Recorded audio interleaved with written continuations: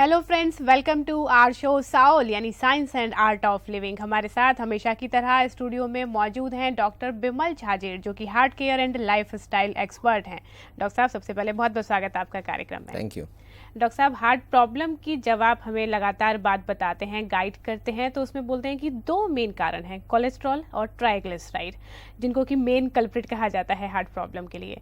जानना चाहूँगी आपसे कि इनको चेक करने के लिए एक इंसान को अगर लगता है कि प्रॉब्लम है तो क्या टेस्ट कराने होते हैं, क्या चेकअप है? देखिए, सबसे बेसिक जो हार्ट की बीमारी का टेस्ट होना चाहिए वो है लिपिड प्रोफाइल, जिसमें आपके खून में कितनी कोलेस्ट्रॉल है, कितना ट्राइग्लिसराइड है और बाकी उसका कितना एचडीएल है, एलडीएल है, वीएलडीएल है, कोलेस्ट्रॉल एचडीएल रेशियो, ये सब बताया जाता है।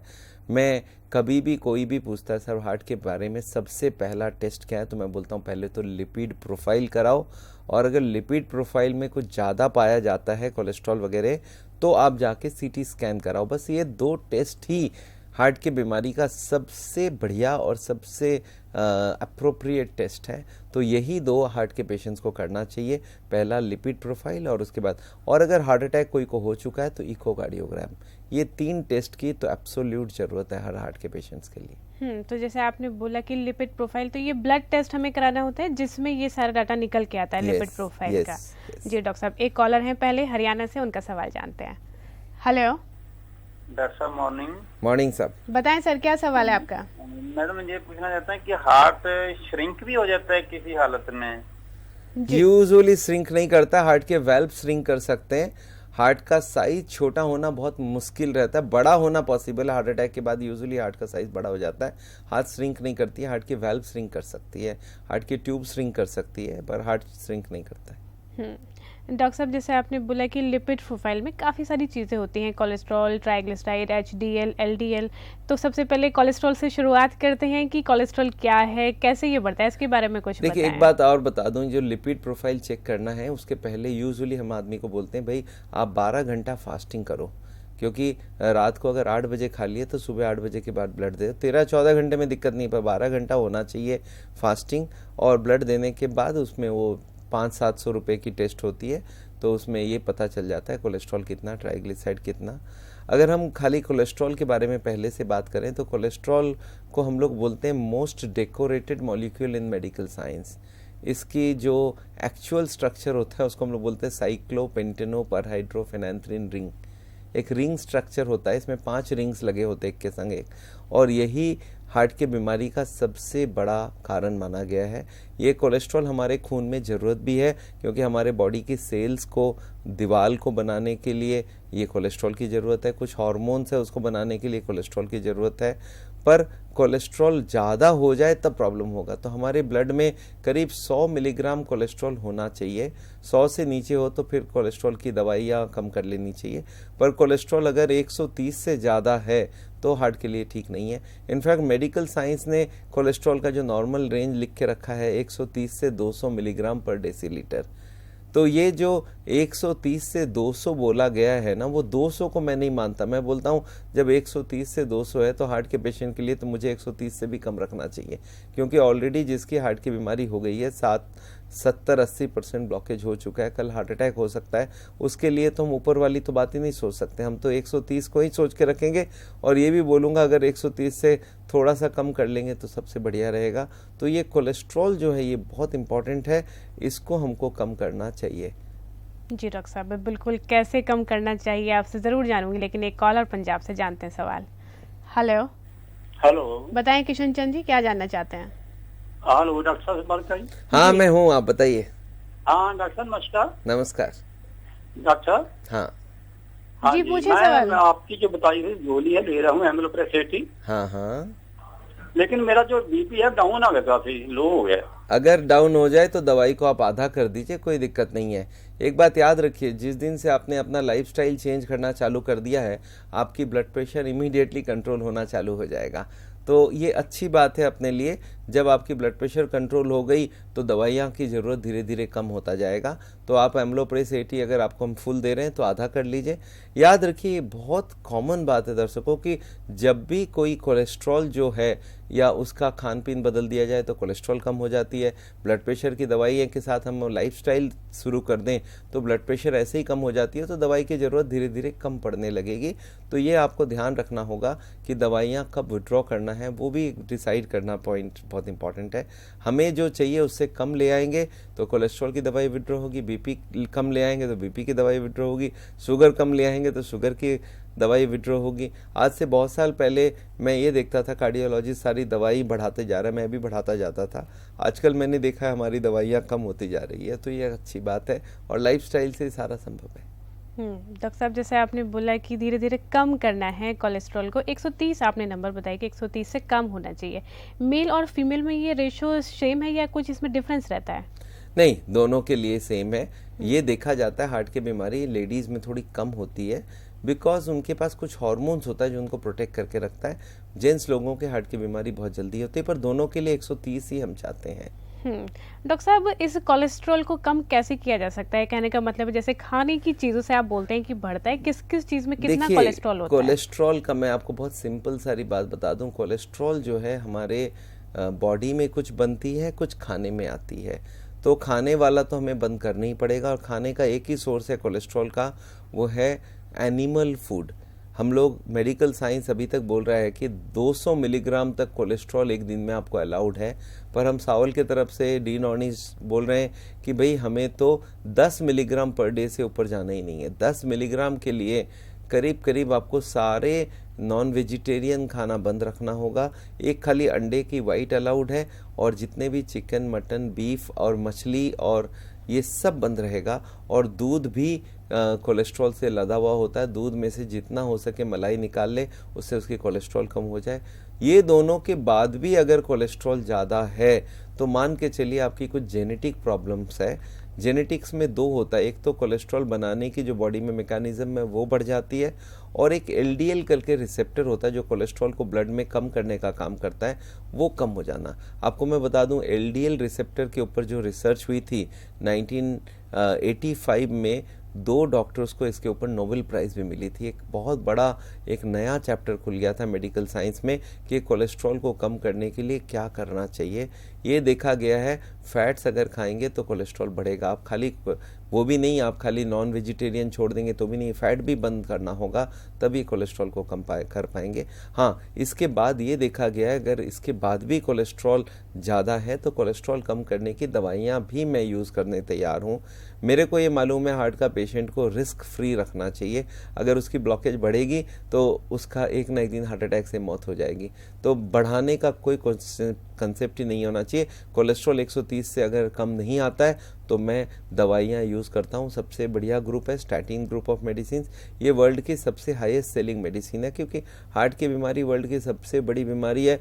All over the world doctors cholesterol कम करने की दवाइयाँ देते हैं। पर मैं पहले बोलूँगा, आप दवाइयाँ से पहले खान पीन को बदलो, फिर दवाइयाँ का तो असर आना ही चाहिए, पर दवाइयाँ जितनी मिनिमम से काम बन जाए उतना अच्छा।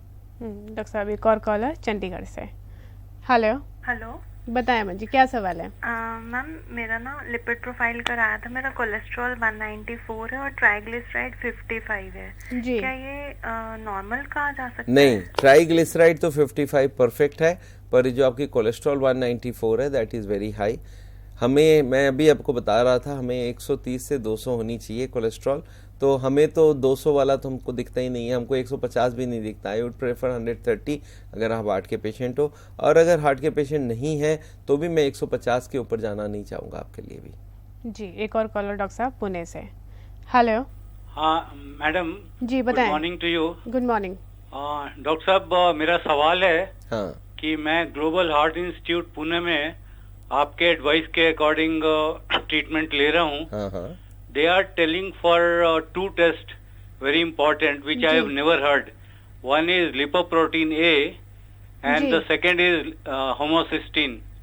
ये क्या इम्पोर्टेंस है इस टेस्ट का? किसी कार्डियोलॉजिस्ट ने आज तक नहीं बताया। नहीं, ये दोनों टेस्ट किया जा सकता है, कोई बहुत महंगा टेस्ट भी नहीं है। कोई 300-400 रुपये 500 रुपये में टेस्ट हो जाती है।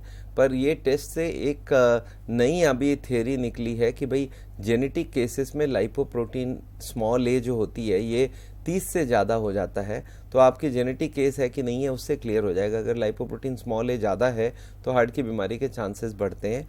और ये होमोसिस्टीन जो है ये भी कुछ डिस्टेंट रिलेटेड है हार्ट की बीमारी से।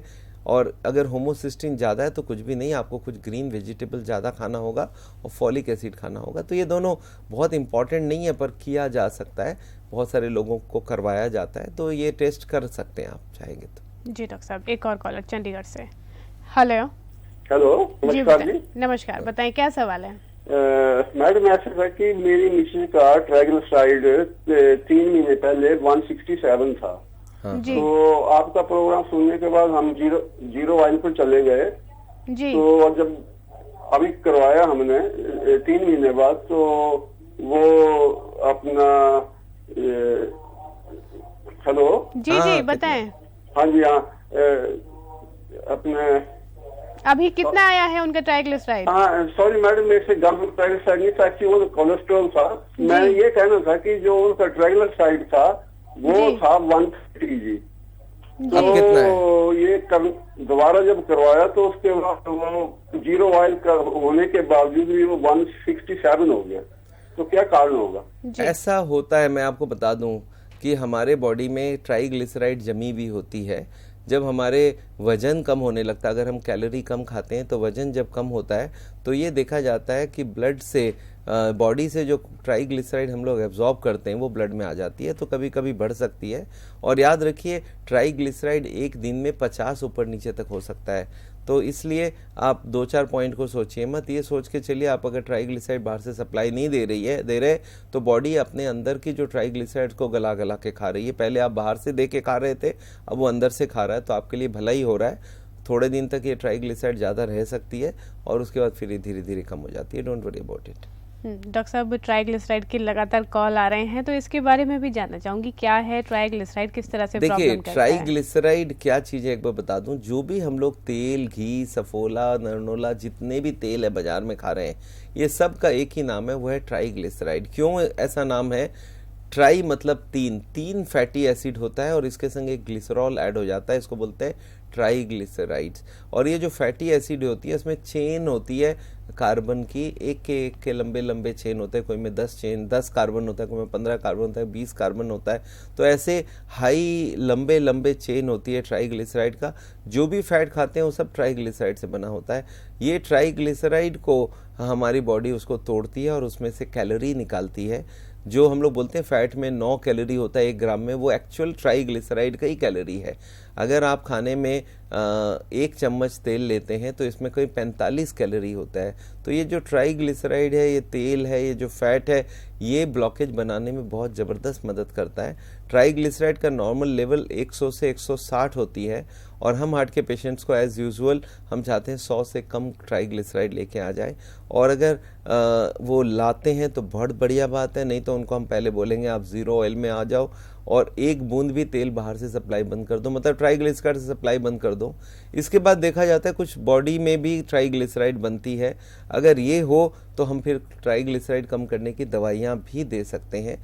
तो ये दोनों चीज़ एक साथ चलेगा, ट्राइग्लिसराइड और कोलेस्ट्रॉल दोनों को ही कम रखना पड़ेगा। यही लिपिड प्रोफाइल का सबसे 2 मेजर पॉइंट्स है। मैं लोगों को बोलता हूँ ये दोनों लोग मिलके इंडिया में 50 लाख लोगों को मारने का बंदोबस्त बना के रखा है। तो ये समझ के चलिए जितने हार्ट अटैक होते हैं ये कोलेस्ट्रॉल और ट्राइग्लिसराइड के लिए ही होते हैं। और अनफॉर्चुनेटली हमारे हार्ट के हॉस्पिटल लोग, डॉक्टर्स लोग, कार्डियोलॉजिस्ट लोग इन दोनों के ऊपर ज़्यादा जोर देते ही नहीं हो, बोलते बस बाईपास सर्जरी, एंजियोप्लास्टी। तो मेरे को लगता है एक युद्ध चल रहा है, एक तरफ कोलेस्ट्रॉल ट्राइग्लिसराइड, एक तरफ बाईपास एंजियोप्लास्टी। और सच्चाई है कि कोलेस्ट्रॉल ट्राइग्लिसराइड हार्ट की बीमारी होती है। डॉक्टर्स बोलते हैं हम लोग तो यही दोनों ऑपरेशन कराएंगे, मतलब वो दोनों को वो लोग इम्पोर्टेंस देना ही नहीं चाहते। अपने ऑपरेशन के स्वार्थ के चक्कर में वो ट्राइग्लिसराइड कोलेस्ट्रॉल की बात ही नहीं करते। मैंने तो ऐसा भी देखा है कभी कभी पूरा ऑपरेशन हो जाता है, बाईपास सर्जरी हो जाता है, पूरी जांच हो जाती है हज़ारों रुपए के, 50,000 रुपए की, पर उसमें कोलेस्ट्रॉल की रिपोर्ट ही नहीं करवाई है, ट्राइग्लिसराइड की रिपोर्ट ही नहीं कराई है। तो बहुत अनफॉर्चुनेट बात है, but this is true. Doctor साहब चलिए इसी के साथ एक और कॉलर दिल्ली से। हेलो, हेलो, बताएं राजेश जी क्या जानना चाहते हैं? ये जो सिटी एंजियो डॉक्टर साहब बताते हैं, हाँ जी। हाँ। इसका साइड इफेक्ट बताते हैं डॉक्टर साहब। देखिए ऐसा है, सीटी एंजियोग्राफी में कुछ भी नहीं किया जाता। एक तो पेशेंट को लिटा दिया टेबल पे और एक इंजेक्शन दिया जाता है और एक एक्सरे लिया जाता है। देखिए अब कोई पूछे एक्सरे का साइड इफेक्ट होता है, मैं बोला एक्सरे तो होता ही है। कोई भी रेडिएशन आप एक्सरे के वहाँ जाएंगे तो आपको सामने नहीं रहने दे, मतलब बाहर जाओ। और पेशेंट को तो एक्सरे करवाते हैं, पर जो आदमी एक्सरे करता है वो भी जाके छिप जाता है पीछे। तो एक्सरे का तो एक्सपोजर हर आदमी को ही होता है। एंजियोग्राफी के वक्त बहुत एक्सरे लिया जाता है, क्योंकि उसमें उस वक्त भी एक्सरे कर करके देखा जाता है तार कहाँ तक पहुँची है। तो वो एक्सरे का साइड इफेक्ट तो होता है, पर वो कोई बहुत बड़ा साइड इफेक्ट नहीं है।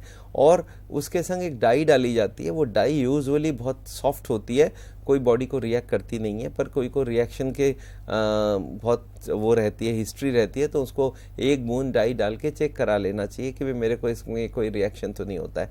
अदरवाइज आपकी किडनी अगर ठीक है तो वो डाई जो ब्लड में जाएगा वो आराम से निकल जाएगा। तो यही दो है, बाकी कोई साइड इफेक्ट नहीं है। एडवांटेजेस है कि एंजियोग्राफी वाली तार घुसाने की जरूरत नहीं पड़ी, और उस तार की वजह से जो कॉम्प्लिकेशंस आती है, डेथ तक होती है, वो नहीं हुआ।